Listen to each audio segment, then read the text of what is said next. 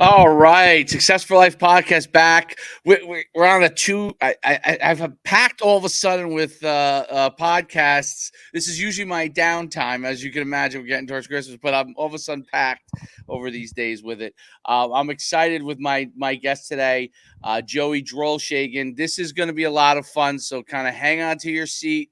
This guy, we're in the green room telling me about how he's hang gliding.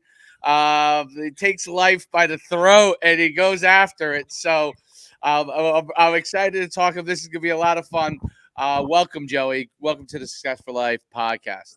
Oh, great to be here. Really excited to have this conversation. Even the minute we got in the green room there, it just sparked this whole thing. It's going to be a great conversation, David. Thank you. No problem. It's great to have you on. All right, so we're going to talk about the mind today, and we're going to dive into it, and we're going to dive into the subconscious of the mind, the conscious of the mind.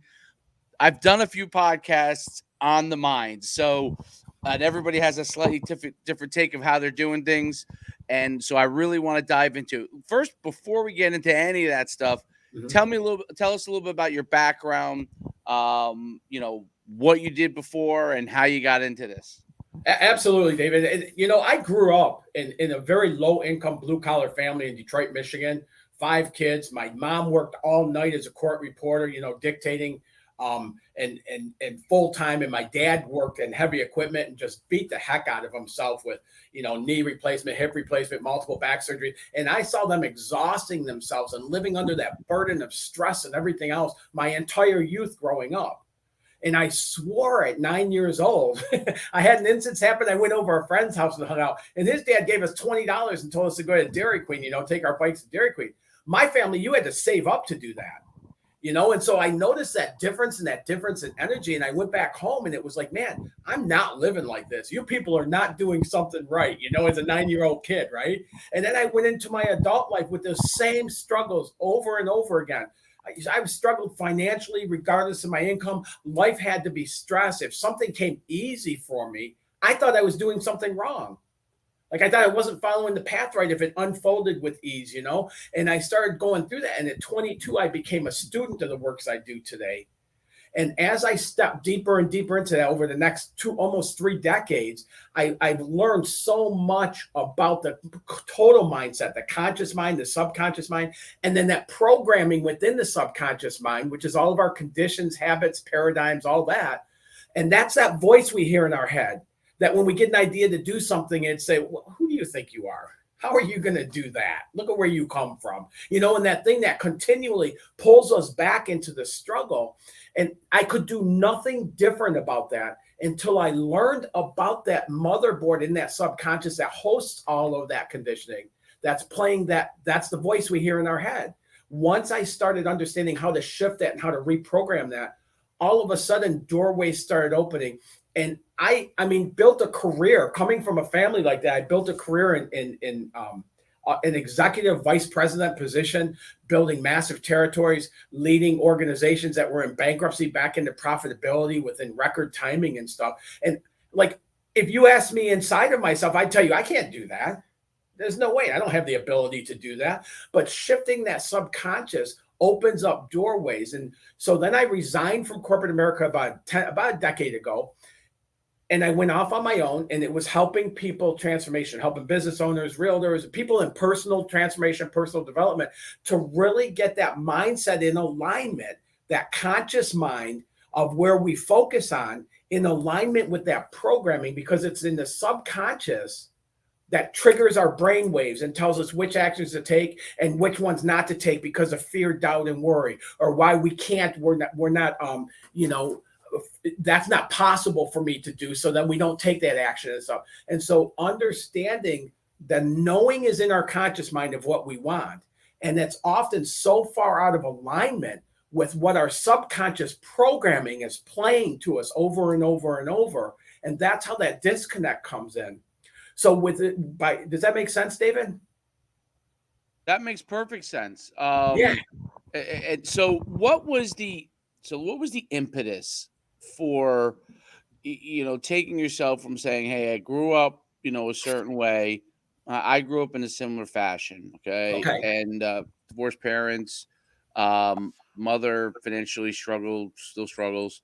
Father was a teacher, and obviously with the divorce, all of a sudden went from teacher salary, whatever that is, but to now having to pay for a home he doesn't live in, and obviously family, going back and forth. So I understand, and the whole thing was about just, hey, you just gotta get a job, put your head down. Um, uh, this is how life is, like, kind of thing.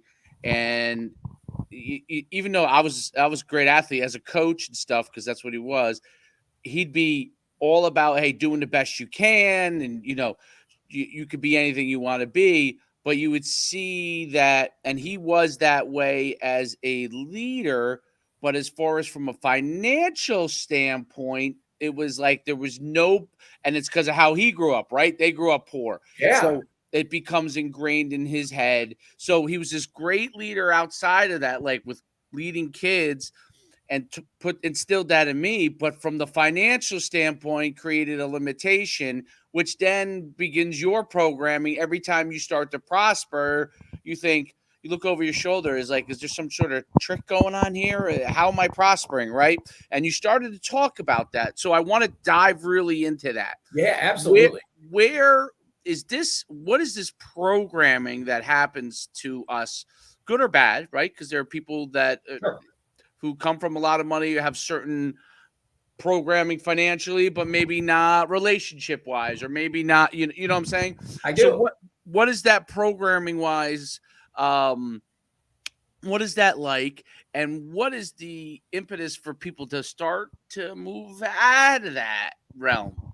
And that's great questions, and you covered a lot in that. I know. You pick whatever you want. And so one at a time, Joey. Yeah, let me go back. So the impetus for me was really, I mean, it was nothing more than my entire life falling apart. I had a 20-year marriage I should have never been in, but I kept trying to people please and keep it going, and everything else that should have ended after 6 months or a year, but it kept going, and I had that happen, and so I was going through a divorce. I had a 9-year-old child at the time who was in Michigan. I was in Wisconsin. I was separated from, so when the divorce happened, it split him and I, and that's since worked out. But it was that I was using alcohol to cope with how miserable my life was, to cope with the fact that I could not achieve what I truly wanted to achieve in my lifetime. And I didn't know what else to do. And so I started using things like food and alcohol.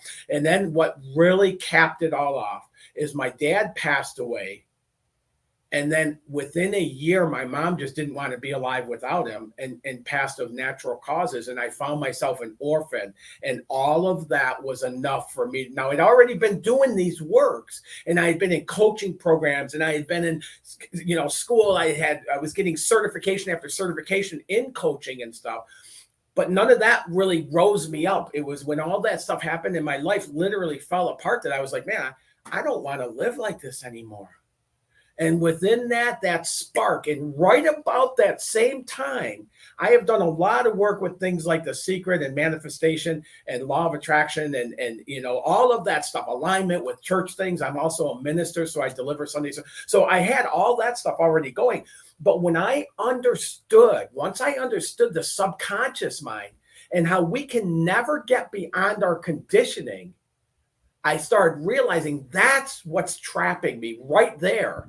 And so that's when I started deep diving into looking at that subconscious. And all it really is it's all of our conditioning that we've received from the time we were born through even right now, you and I are receiving conditioning. And so what happens is we receive conditioning that helps support living the way we want. It helps support how to walk through our fears. It helps support, and it changes that voice that we hear in our head. As we shift our subconscious conditioning, we start hearing different tunes and tones coming from that voice in our head that says, who do you think you are? You can't do that. Look at where you grew up. Look what's in your bank account. Look at that. And it plays over and over and over. It just keeps freaking spinning. Well, what happens is when we reprogram it, and I've developed the SMT method, which is subconscious mindset training. David. And the whole purpose of that is to help. The program will take you through so it bumps us up against that conditioning that's causing us limitation, so that we can then perception shift. We can shift perceptions on that. We can start shifting that conditioning and putting new empowering conditioning in place of it. And instantly, when I say instantly, what took me years, my clients achieve in weeks. It starts opening up that avenue to greater opportunities and greater potential in our life. What is, you mentioned a method, absent? I never heard of it. So As I developed it, it's called. I'm actually going to be. I was telling you in the green room. I'm going to be in Times Square in a couple weeks with up on the marquee in Times Square based on the works I've done. But I abbreviate it, call it SMT method, and it stands for subconscious mindset training. So you and I both know there's a lot of different coaching out there, and a majority of coaching that's available to people is to give them this list of things to do, give them the ABCs of what to do, right? And then what we do is we supposedly carry out those things, and you have accountability, somebody pushing you to take those actions. And then you're supposed to achieve this great life change. But what happens in that is people are following these ABCs that are put together by somebody else, and it doesn't lead them. It leads them to such minute changes in their life. I tell everybody I work with, David, I don't know your pathway, but I'm really freaking good at helping you identify that and then develop systems of accelerating habits that help launch you into living that life of that. Very interesting. So the habits you're talking about, what are some of the habits that people have to start to form, right? There's, I'll make something simple up for, so changing my diet, right? Going from, I love cheeseburgers, okay? And it's like a weakness. And because I love cheeseburgers, I could go 4 or 5 days without them, but the 5th day, 6th day, I have to have a cheeseburger, right? Into it. Right. So now I formed some good habits, meaning I there's a salad place that I get chicken in there and a bunch of things to kind of replace that habit as much as possible. So it's now ingrained in my brain after doing this for several months that, hey, did you have a salad today with all the stuff I like in it? I like say I have kale and I put a whole bunch of good stuff in it. But it really has made a difference. So in order to do that, I had to form a habit, right? So I had to kind of get that reprogramming, because instead of going to Wendy's to get a cheeseburger for lunch, I go and get a salad most of the time. Now, I don't want to starve myself of some reward. So every once in a while, I might have one once, just so I enjoy it. Sure. But I can enjoy it a lot more as opposed to the bad feeling, because I'm doing it every day. Was doing it every day, right? So when I do it, I know, hey, I'm going right back to having what I normally do, my salad the next day, and not letting that dive into, which is the key thing in the conscious mind. One cheeseburger that day turning into 5 days in a row of cheeseburgers and getting away from my habits. Reason why I bring it all to this is saying the habits forming in the subconscious mind. What are some things people can do to form habits that create things in their subconscious mind so it triggers some of the things you're talking about? Yeah, and one of the things I'll tell you with that is we are so often conditioned, and again, conditioned, that if you want something, you got to take massive actions towards it, right? You got to be willing to trade some things off for what you really Tony want. Robbins. That's Tony Robbins, right? I don't associate a name with it, but I do. I completely differ from that, because what that does is it causes us exhaustion, and it causes us to start using things. And so all of a sudden, somebody who wants to eat healthy feels like I'm doing all of this. I'm not going to sacrifice that. I'm going to eat that burger every single day, because damn it, I deserve it. And what I do is I help people, take one single action into what they want to achieve, something in that direction. Somebody who's a couch potato who wants to run a marathon. All you have to do is go out and take a 5-minute walk, and that will lead to a marathon. And that's what I mean by systems of accelerating habits, is we do one thing and that leads to the next thing. You eat one salad instead of a burger, and it starts sparking that vision of how we want to be and how we want to live and how we want to be. Ultimately, we want to live in balance. We don't want to spend our whole life on the couch. We don't want to spend our whole life trading our entire life away to have the things we want. So when you start developing this and you start stepping into that, it's really based on this theory of leaning into what feels good. You know, I was just talking to somebody the other day and we were talking about food. So I'll use the burger one, although it wasn't about burgers. And it's like, you know, to have a burger every once in a while, man, it feels really good. It's like a treat, right? It's like, man, I love that grease feeling and that, you know, I mean, like the mixture and everything else. And stuff. But if I do that for 3, 4, 5 days in a row, it doesn't have the same feeling it had that one day. So when we start understanding that and we leaning into what feels good, and at the same time, we have a process to help us. So everything I work with, David, begins with what I call a dynamic vision. And I have road mapping tools. And I have helped organizations that were in bankruptcy to get back into profitability. And when I say organizations, I mean like $150 million corporations get back into profitability within months, get new ownership, customer retention, everything it's a miserable life to lead a company through that. And to do it more than once is insanity on my part, you know, but I've also helped so many business owners and realtors and people who want to achieve things. I work with a company right now who's identifying the #1 basketball player in the world. So I'm getting to work with these basketball players and get that mindset shift going, get them beyond that point of looking at life of why they can't because of where they grew up or because of the opportunities. They didn't get to go to college and get noticed. They didn't get, you know, these opportunities and stuff. So their subconscious mind will cancel them out of that into opening up that champion and bringing that champion out. And I'm telling you, you see the difference on the court between these guys who are floating like Michael Jordan did up and down the court and the guys that are out there putting in extensive effort and exhaustive actions and everything else trying to make it happen, you know? And everything I do where I differ from so many coaching programs, I don't have your ABCs. I help you develop what those are that then we start working on shifting into systems of accelerating habits. We do it all vision-based and we start opening up things. So one of the things I'm very well known for is helping businesses scale very quickly, but maintain a healthy life balance and not give up your family and your health and your well-being and everything else in order to have that business there. Interesting. It sounds like I need you. So we will talk after this. We'll go back to the green room.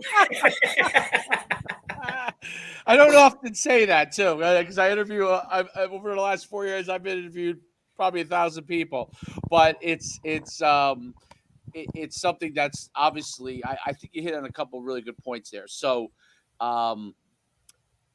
they always talk about, and you might be familiar with some of the, you know, our motivational speakers of today, Grant Cardone, Gary Vaynerchuk. They're all different. Gary Vaynerchuk, Bradley. I mean, I'm just naming a few. They all have their value in different ways, right? Yeah. And they all talk about different ways of going about it, which I think for people who consume that marketplace, right, who want to succeed, I think it could be confusing for them. And I enjoy listening to it because I've been an entrepreneur for over 20 years, and I've gone through my highs and lows. But I always look for like a nugget. You know, people are looking for the answer from these guys.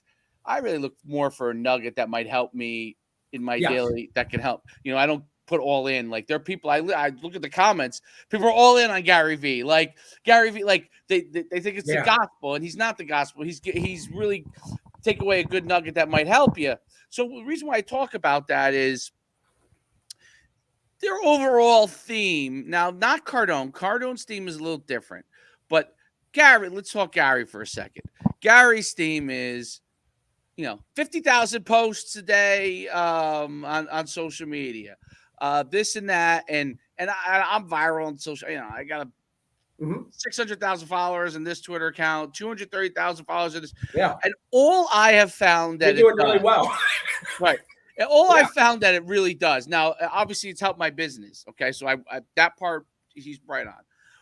But all I found is that if you don't have control of certain things within your life, you end up just spending all your time doing this instead of going business. And why I say this is he's talking about hustle, hustle, hustle, hustle, hustle. And I always think to myself, if you're not doing things smartly, you're going to hustle your way to bad health, and you're going to hustle away. And I'm a football coach for 20 years.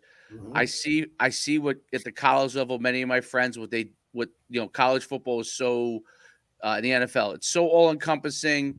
It's so those guys are so all in. They're working basically 20 hours a day, and they're losing their health. So what does it matter if you have $10 million a year if you're going to die 5 years from now, right? Or you lost your family because you gave them none of your time. You lost your family, right? That's a big, big thing. And I talked about this actually yesterday a little bit with my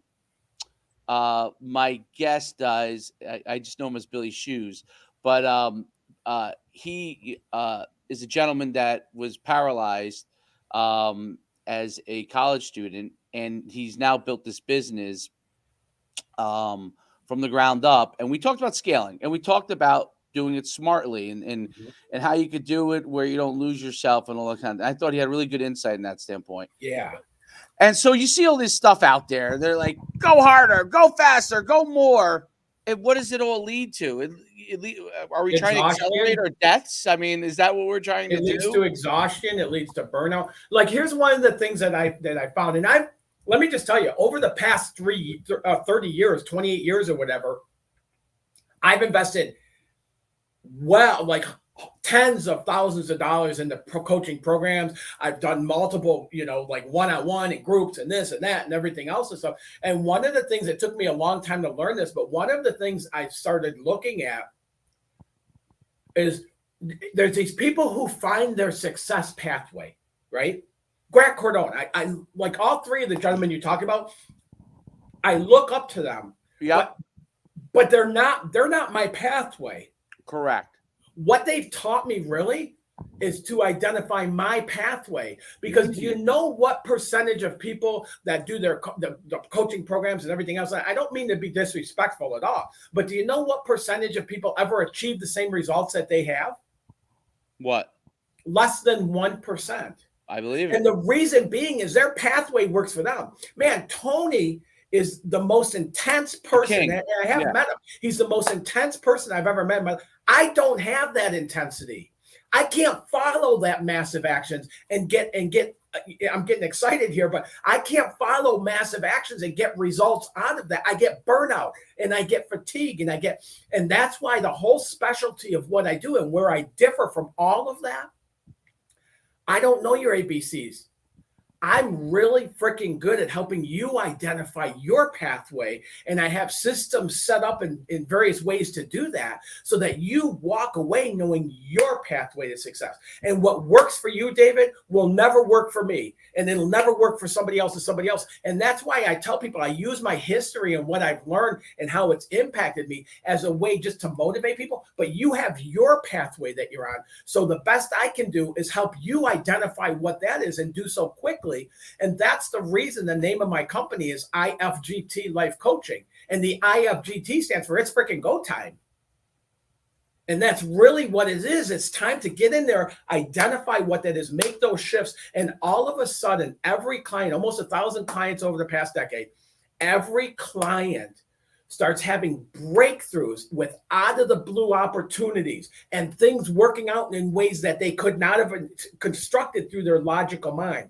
Massive actions, all that stuff and everything is incorporating our logical mind at a whole new level.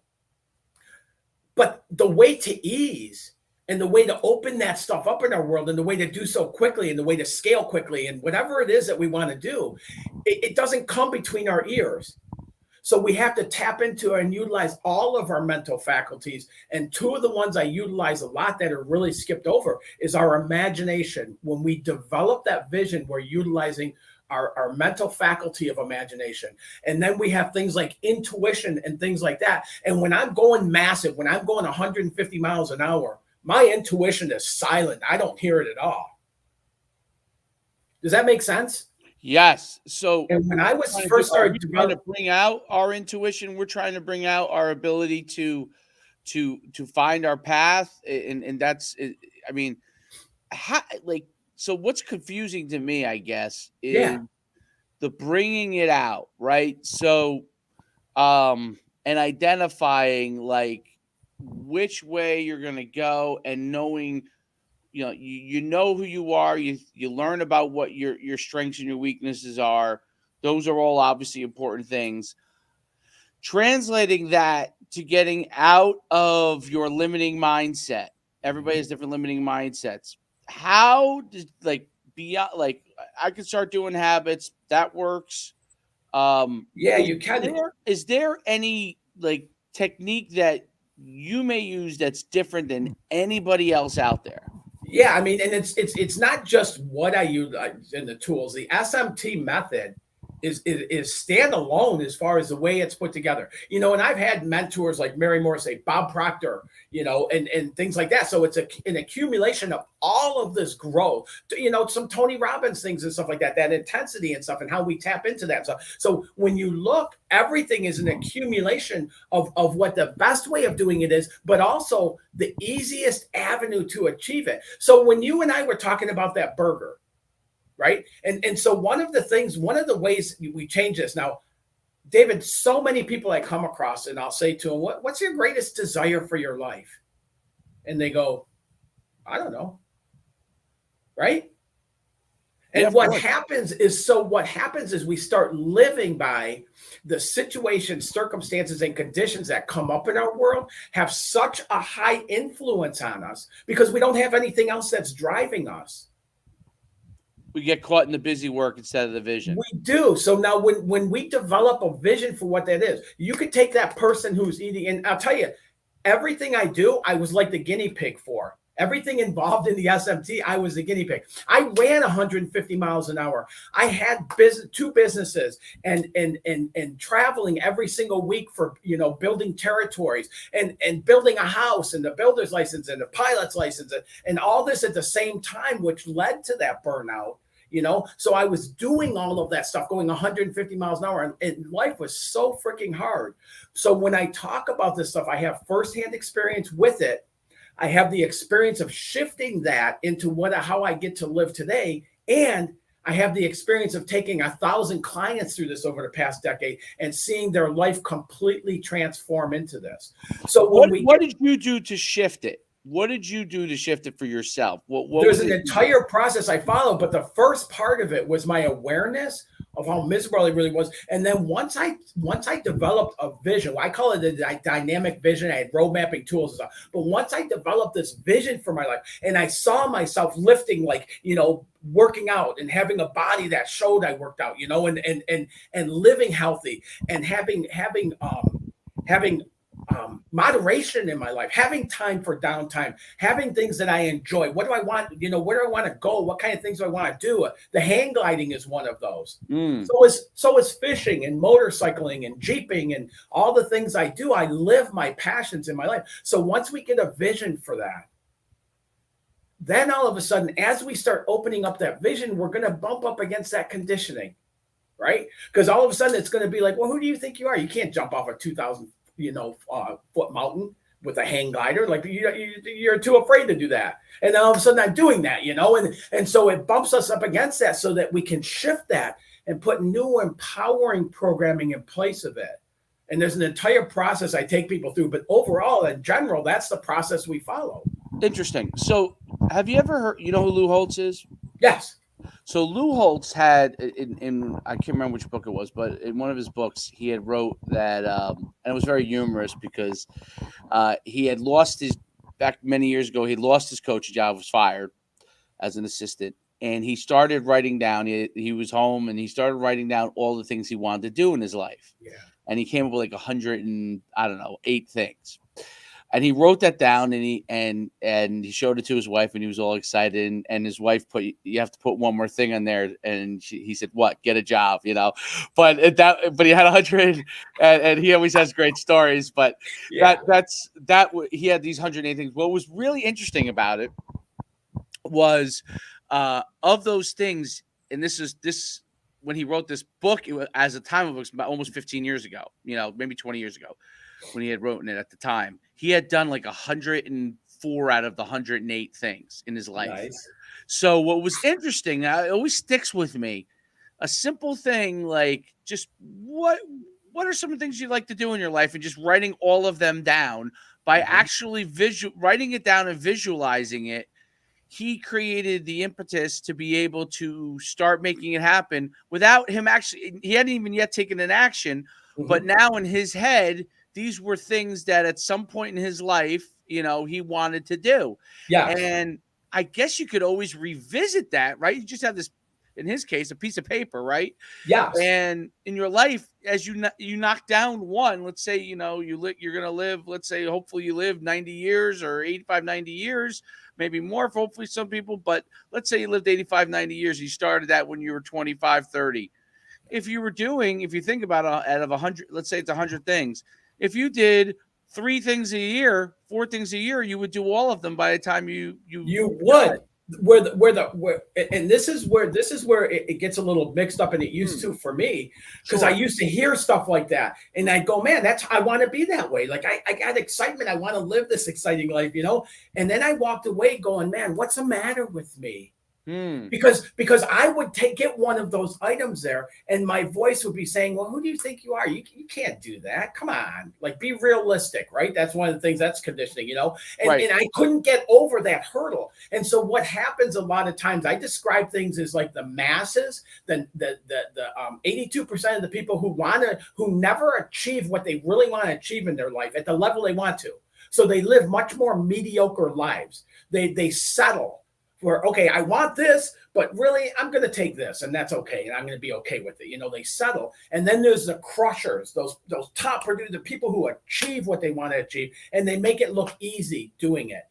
I used to be one of the masses, and I live like that. And David, I didn't know why. I didn't know what was the matter with me with that.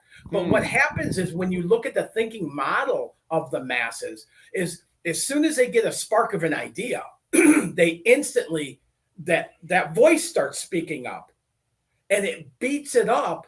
And then so when they go into the thoughts of what they want to do, they're almost trying to overcome their own thinking. They are trying to overcome their own negative thinking about it. They have no feeling tone going into it.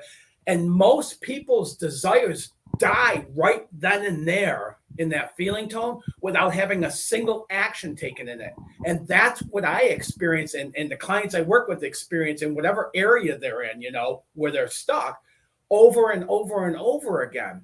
And it's that subconscious conditioning. So once we go in there and shift that, then what you're talking about works perfectly. And I'll tell you, I went off my first mountain launch with the hang glider, and I recorded it, and I stood up there and I said, man, I've been wanting to do this for decades. Fear has stopped me. No more. And then there was another camera that shot me literally running off of that ledge with a hang glider, and the launch and everything else and stuff like that. And so when we look at those things, it works great if you're on that side of it, if your conditioning is built for that. And some people have, if you look at Donald Trump's children, they've had different conditioning than what guys like you and I have had, right? So they're more in line to be able to do. They may be miserable in relationships or miserable whatever, but they're more in line with aligning with that because of their conditioning. So if you have that right conditioning, that's perfect. Where I come in is if you don't have that natural lineup of conditioning, you can take what you have and build it into that very easily and very quickly to where you're experiencing life like what you're talking about right there. That's where the benefit of what I bring to the table is. That's amazing.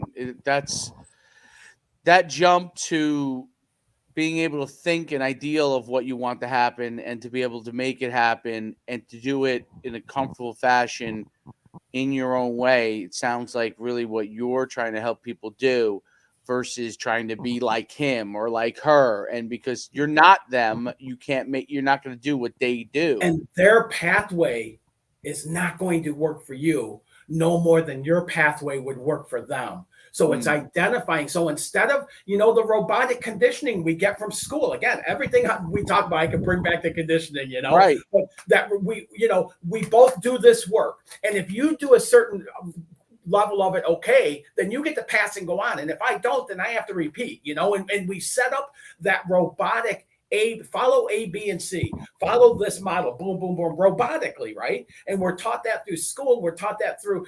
I give leadership seminars, like multi-day leadership seminars. I'm doing one for the for the local government down here where I live right now, and it's a 7-month process. And it's amazing how many leaders are taught to be leaders by following somebody else's system and processes, if I were doing it, rather than tapping into their own internal resources and bringing those outwardly. When you look at Patton and you look at the people who have changed our world from a leadership, they didn't follow what somebody else told them to do. They brought those leadership abilities from the inside out. And that's what all this is, really. It's going within and tapping into that. One of my favorite quotes in the world, and I never say it right, is by Marianne Williamson. And she says, our fear is not that we're powerless. That's not our greatest fear. Our greatest fear is how powerful we really are. And we have the capability within us to identify and shift that conditioning and experience a life completely different. We have the power to experience life at the level of our desires do, like the crushers do. We all have that, but we're afraid of it because of the conditioning. So having something that opens up that conditioning, can you see how that would naturally lead you to developing your roadmap to success in life? Yeah, it makes an enormous difference. You could create the roadmap because you get out of your conditioning. Otherwise, you can't even create the roadmap. You're actually limited as to what you can begin to even start to make happen. You've got to be able to work your way out of that. It's fascinating stuff. And I could talk probably about this for 50 hours with you. Me too. Let's do it, man. Let's do a marathon. I have 9,000 questions more. But it's fascinating. I wanted to conclude with this. When you made your transition, what was in yourself that you feel and realized, hey, I'm starting to get there? Like, what was, so people can understand what you start to feel when you start to get there? And everybody will feel something different, but there has to be some sort of common feeling as human beings when we start to get where we want to be. Doesn't mean it's always going to stay that way, because we have to work to make that happen. But what is that feeling like? What is that? Yeah, before I answer, I just have to say we don't have to work. Oh, okay, good. All right. Actually, I'm glad you pointed that out. Actually, part of the thing we got to do is stop freaking working so hard. That's what keeps it going and keeps the conditioning alive and well and give it more power and everything else. Is, each time we do a massive wait. So you're telling me not to work hard? Well, think about this. To utilize your imagination isn't work, right? It's shutting off the logical mind. It's giving it a break. So instead of figuring out everything you have to do and the strategy and the to-dos and the exhaustive to-do list and everything else, instead of doing that, give it a freaking break. And instead come up with what it is, what's a vision for how you want to live life. Forget how you're going to do it for a moment and just get into identifying what that is. You're bringing so much more power, which most people don't do, is to identify what is that vision. So even that is less work. And then as we go from there, and if we slow down our pace, instead of living through logic and figuring it out on our own, and think about how little power I have living through my logical mind versus all the other avenues of intuition and everything that's available to me. And if I'm using this, I can't get that. Because the louder this gets, our intuition is only as loud as our willingness to listen. I can't go 150 miles an hour and hear my intuition. I can't be building my strategies and my to-dos and all of that and my avenue and everything and still hear my intuition. I got to slow that down. So it really is slowing down. And one of the things, and most of my clients have such a hard time with this, David, but it's awesome when they get it. And this is an avenue how you'll know and be able to identify. is things will start showing up. The results of what you want to achieve will start showing up easier.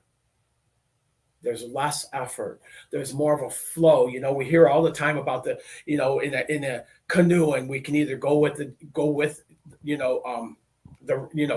flow, or we can paddle uphill, or paddle upstream, rather uphill, paddle upstream, and it really is that in application. You'll know when you're doing it because it'll be like you're in this flow, like things will just start working out. I have so often that I'll overhear somebody at a coffee shop, and we all do overhear something. Well, we don't all do it. I got to slow down to do it, to hear it, or I'll catch something someplace, and it'll have or somebody I'll be talking to, and they'll bring up something. I'm going, oh my God, I was just looking at how am I going to do that? You just answered it. Things will start showing up easier. Now there's that side of things, but until we do something about the conditioning in what I call that motherboard in the subconscious, we can only go as far as that will allow us to, as far as that voice in our head will allow us to. So we got to do something to shift that conditioning in there. And again, what's taken me 3 years to figure out that's included in the SMT method now, my clients are achieving that in weeks. That's incredible. It is. It really is incredible. And I think about this as far as from a methodology, right? So, and this contradicts what people have told you your whole life, right? Yes. Almost everybody, right? And I think that's the beauty of it. But it completely contradicts how people, and you hear this everywhere. Keep working, and something's gonna happen. Like, what do you mean? If you do it long enough, it'll bring about change. Right. 10,000 hours, in order to become an expert. Malcolm Gladwell. And it's true. The problem is the change it brings is exhaustion and burnout. And then seriously, to the point where people don't, like, I work with a lot of realtors, and they get all this stuff of all these things they have to do and everything else. And they get to a point of going, I don't even want to be in real estate anymore, when they have this huge passion in their heart to help people find that home for their family and everything else. And they're really connected when they get into it. And within a year and a half, they're like, man, I can't do this. This is too much. And they don't have to live that way, though. So it does bring change. It's just not the change we want to experience. And I am opposite. When you look at how we're programmed, so many coaches and coaching programs are right in alignment with that programming. Work hard. We'll give you the ABCs. We'll scale your business. We'll tell you what to do to succeed, to be successful. I don't want somebody telling me what I need to do to be successful. I want somebody to show me how to figure out how I achieve success, because success is a very personal thing to me. And it's about me and what I perceive to be success. So somebody else can't tell me how to achieve that because they don't know what that means to me. So you said that you're a minister, right? I am. God. Okay. God. And I'm a minister that cusses and rides a Harley and has tattoos. Okay. That's okay. That is, God does not judge that. He doesn't. Back, right. Where does religion fall? And everybody's different, so I'd rather ask from your standpoint at least. Yes. Where does religion fall for you in this whole kind of process? And I'll tell you, this is nowhere. Religion falls nowhere in this. Spirituality is everything for me. Everything I do is based on spirituality. It's based on that connection with higher sources, whether people refer to it as universal, whether they refer to it as God, whatever it is, and utilizing all of that power, which is has so much more capability than what Between My Two Ears has. So it's tapping into that.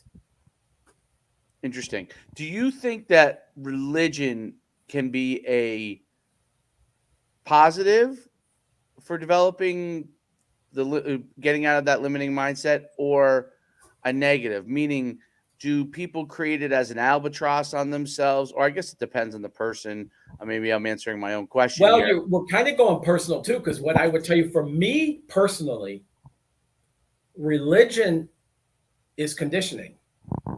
When I go and somebody tells me how to think and how I should put things in order and how I should pray and how I should do, there's a lot of times, David, when I don't go to church on a Sunday or things like that. I don't go do a service if I'm not speaking and things like that. And I'll get in my Jeep and I'll go sit in the woods in the forest up on the mountain, and I'll have service right there. I'll just take that time to be. And there's times when I'll get on the motorcycle. There's times when I'm hang gliding. I'm very prayerful right before I run off that top mountaintop. I'm sure. And so it's avenues like that for me where I found, again, for me, religion is conditioning.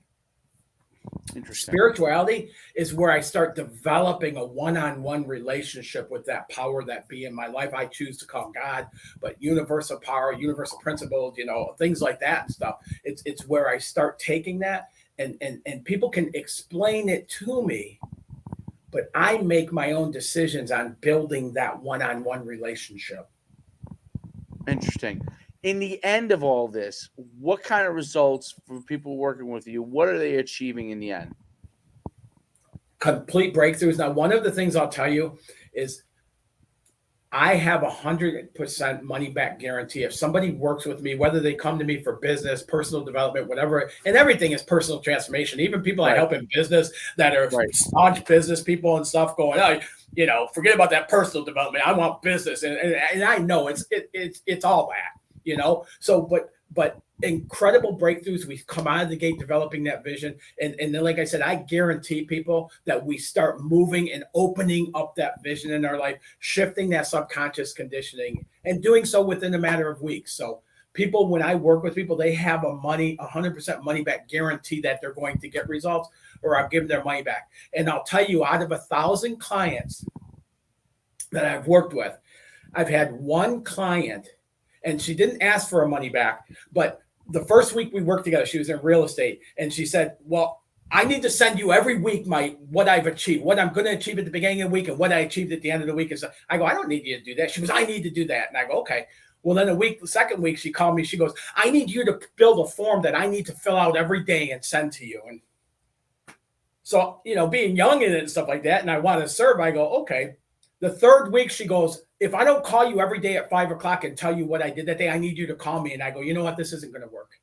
You're looking for somebody to push you into taking action after action after action after action. And you'll never get the results of what I want to bring out for people in doing that. So what if we just cut past here and I should have picked, and that taught me, because now I look for that. And the people who are so dead set on that, I can't help. If they're so dead and locked into that conditioning that they won't hear of anything else is even possible, I can't help them.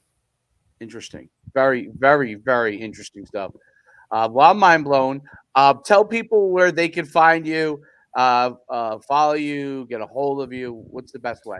Anybody can go to Joey Drolshagen, and you can go on any of the social medias, things like that, pick me up. I have a website called ifgtcoach.com. The IFGT stands for It's Frickin' Go Time. And then anybody that wants to take it from here and have a conversation like this, David, they can go to coachwithjoey.com and schedule a 10-minute conversation and get on the phone directly with me. And we'll have that conversation and see what's going on for you. We'll see what's possible. I can give you some tools to start moving you that way. And if you're interested in hearing more about what I do and interested in that, we can go to the next step of that. But it's just a 10-minute conversation to say hello. People can say, hey, I heard you with David, great conversation. Or I heard you with David, I think you're full of shit. Whatever they, whatever they want to say, stuff like that, because I'm open to all of it, and then spark that. Because I've had people call me up and go, man, I heard you on this interview, and I think you're full of it. And I go, okay, why is that? And we hang up the phone maybe over 10. It might have been 15 minutes later. But the person has a spark of a new idea that they can apply then in their life. So even in that, I'm open to. That's awesome. Well, thanks for being on the podcast. It's been great having you on. I learned a ton. And we hopefully will see you soon. I'm definitely going to maybe book my 10-minute conversation with you and go from there. For the Success for Life podcast, I'm Coach Schumann with Joey Drolshagen. Thanks so much for being on today, and have a great day. Thank you, David. Awesome conversation. Really enjoyed it. Thank you. Uh-huh.